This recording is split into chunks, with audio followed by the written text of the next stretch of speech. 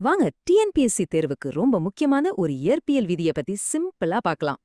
ஒரு கேள்வியோட ஆரம்பிக்கலாம். துப்பாக்கிய சுடும்போது அது ஏன் பின்னாடி வருது? இதுக்கு பின்னாடி இருக்கிற அறிவியல் என்ன? இது ஏதோ சும்மா நடக்கிற விஷயம் இல்ல. இதுக்கு பின்னாடி ஒரு முக்கியமான விதி இருக்கு. அதுதான் நியூட்டனோட 3ஆம் இயக்க விதி. ரெண்டு பொருட்கள் ஒன்னோட ஒன்னு மோதும்போது என்ன நடக்குதுன்னு இது விளக்குது.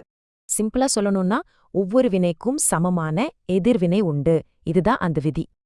இங்க ரொம்ப முக்கியமான விஷயம் என்னன்னா, இந்த விசைகள் ரெண்டும் வேற வேற பொருட்கள் மேலதான் செயல்படும். அதாவது பொருள் ஏ பொருள் பி மேல ஒரு விசைய கொடுத்தா அதே அளவு விசைய பி திரும்ப ஏ மேல கொடுக்கும். சரி வாங்க, நம்ம அன்றாட வாழ்க்கையில இது எப்படி வேலை செய்யுதுன்னு சில உதாரணங்களோட பார்க்கலாம். உதாரணம், பறவைகள் எப்படி பறக்குது? இங்கேயும் அதே விதிதான் வேலை செய்யுது. பறவை தன்னோட இறக்கையால காத்த கீழே தள்ளுது, அது வினை. அதுக்கு காத்து பறவைய மேல தள்ளுது, அது எதிர்வினை. நாம எப்படி நீச்சல் அடிக்கிறோம்?